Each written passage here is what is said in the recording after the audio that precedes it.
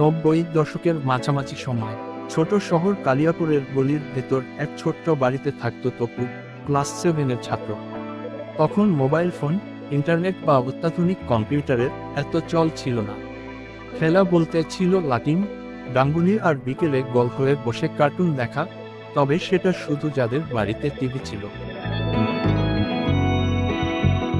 তপুর বাবা ছিলেন একজন ছাপোষা কেরানি।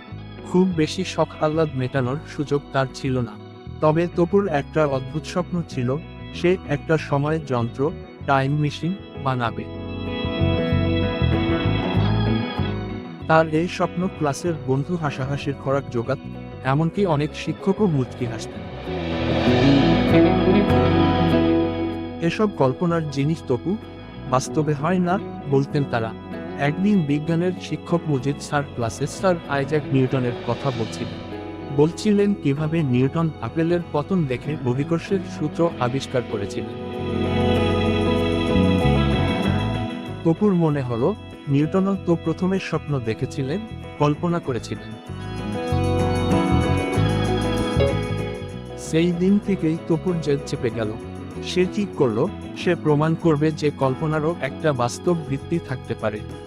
তার বাড়িতে একটি ভাঙা রেডিও, কিছু পুরনো তার, টর্চ লাইটের ভাঙা অংশ আর খেলনা গাড়ির চাকা ছিল। সেগুলো দিয়ে সে তার নিজের মতো করে একটা সময়ের যন্ত্রের মডেল বানাতে শুরু করলো। প্রতিদিন স্কুল থেকে ফিরে বিকেলে খেলার সময়টুকু বাদ দিয়ে সে যন্ত্রটি নিয়ে পড়ে থাকত। পাড়ার ইলেকট্রিশিয়ান কাকার দোকানে গিয়ে তার লাগানো তার আর সার্কিট দেখত। কাকা তাকে কৌতূহলী চোখে দেখতেন, মাঝে মাঝে কিছু পুরনো যন্ত্রাংশ দিতেন। একদিন স্কুলের বিজ্ঞান মেলা ঘোষণা হলো। তপু ঠিক করলো, সে তার এই সময়ের যন্ত্রের মডেল নিয়েই যাবে। বন্ধুরা তাকে নিরুৎসাহিত করলো, তপু, সবাই হাসবে। মেলায় তার মডেলটি দেখে অনেকেই হাসলো।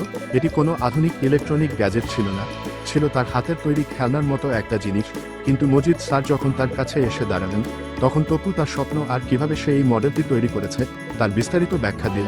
সে বলল, স্যার, হয়তো আমি সত্যিই সময় যন্ত্র বানাতে পারবো না, কিন্তু আমি শিখেছি কিভাবে একটি জিনিসকে শুরু থেকে শেষ পর্যন্ত তৈরি করার চেষ্টা করতে হয়। আমি তার জোড়া লাগাতে শিখেছি, সার্কিটের প্রাথমিক ধারণা পেয়েছি। সবচেয়ে বড় কথা, আমি স্বপ্ন দেখতে শিখেছি।